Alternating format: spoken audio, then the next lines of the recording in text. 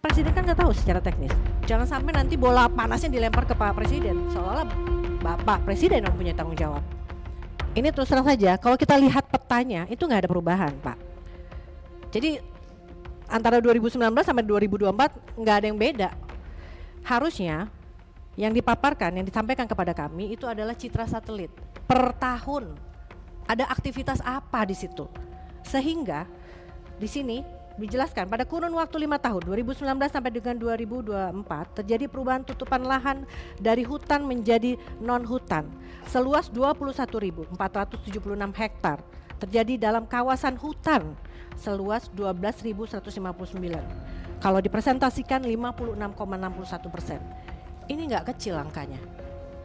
Jadi kami minta penjelasan ini. Jadi bukan hanya peta yang antara 2019 sampai 2024 sama.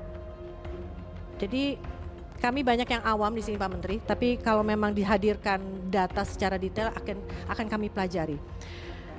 Begitu juga ketika saya melihat sebaran lahan kritis di lokasi das terdampak banjir.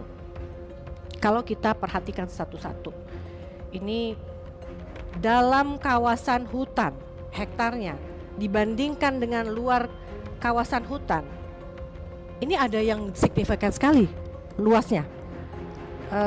Lahan kritisnya. Ini mohon maaf, apakah tidak pernah terpantau ini? Dan ini pasti nggak cuma sehari 2 hari terjadi, nggak sebulan 2 bulan. Ini pasti sudah bertahun-tahun Bapak. Dan ini harus menjadi pantauan kita, pantauan Pak Menteri dan segenap jajarannya. Saya sama dengan Aceh tadi sudah disampaikan, Sumatera Utara dan juga Sumatera Barat ini sama, hampir sama. Intinya yang kami minta ini data secara jelas. Dan oke, ini tadi Pak Menteri juga menjelaskan penegakan hukum. Saya terus terang sedih. Kenapa? Karena penegakan hukum ini terjadi setelah bencana besar di Indonesia, setelah memakan korban jiwa, memakan korban material gitu ya. Kenapa nggak dari dulu gitu? Udah lebih tegas lagi dalam pengawasan dan penindakan hukum. Lalu di halaman 26, Bapak menjelaskan juga, sebagai tindak lanjut setelah sebelumnya mencabut 18 PBPH seluas 526.144 hektar. Kementerian Kehutanan atas persetujuan Presiden, saya sepakat dengan Pak Sony, jangan melibatkan Pak Presiden, Pak Menteri inilah yang membantu Bapak, Pak Presiden.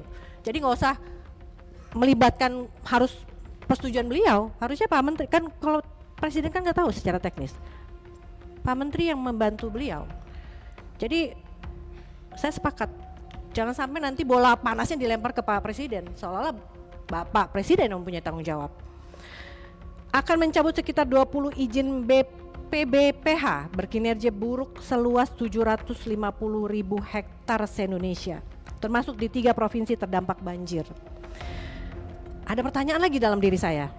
Ini kinerja buruknya seperti apa? Kinerja buruk kan bukan sebulan 2 bulan. Apakah tidak pernah terpantau selama ini? Apakah tidak ada monitoring evaluasi, MONEF? Dan PBPH itu setahu saya punya rencana kerja per tahun yang harus dilaporkan. Ini harusnya sudah menjadi evaluasi kita, evaluasi Pak Menteri maksud saya dan jajaran. Dan di halaman 29 ada rencana RHL pada das terdampak. Ada 3 provinsi yang disebutkan. Lalu kalau untuk kawasan hutan skemanya adalah reboisasi. Apakah ini cukup? Bukannya kita perlu identifikasi dulu. Kalau das itu jangan sampai maksud saya. Anggaran sudah besar dikeluarkan, tapi ternyata nggak cukup reboisasi saja. Mungkin perlu ada proses revegetasi. Kan kalau reboisasi kan cuma nanamin pohon. Kalau revegetasi dia harus dibikin dulu ada semak-semaknya untuk mungkin ada tanaman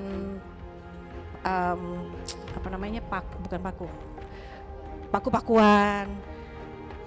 Jangan sampai dengan anggaran yang minim itu ini nggak manfaat.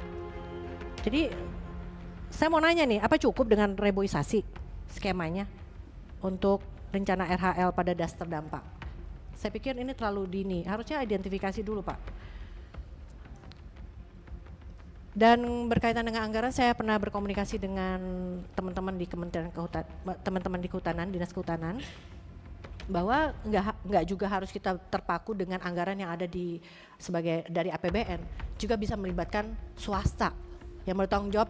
Mereka sudah memanfaatkan hutan atau pinjam pakai, dia harus bertanggung jawab. HGU, iya, bisa melibatkan mereka. Jadi kita optimal Pak kerjanya. Lalu di halaman 30, poin 4, mendorong pembentukan satuan tugas pengelolaan das lintas KL dan mengembangkan sistem aplikasi untuk pemantauan terhadap mitigasi banjir sebagai early warning system di das, termasuk digitalisasi pemantauan pemenuhan kewajiban pemanfaatan dan penggunaan kawasan hutan. Dalam pandangan saya, kenapa seolah-olah kita harus menyiapkan dengan adanya sistem aplikasi terhadap mitigasi banjir, ini seolah-olah kita sudah nyiapin, kita harus banjir nih, kita harus seharusnya kan di awal dulu nih, jangan sampai terjadi banjir yang harus kita siapkan. Bukan kita menyiapkan mitigasi banjir, seolah-olah kita sudah siap bakal banjir. Oke, kita siap dengan banjir gitu kan. Kan harusnya yang harus kita lakukan adalah bagaimana kita tidak sampai banjir. Itu kan pengawasannya, harusnya sampainya seperti itu kan. Jangan sampai lagi ada bencana, ada banjir, baru kita bikin mitigasi ini. Download Tribun X sekarang, menghadirkan lokal menjadi Indonesia.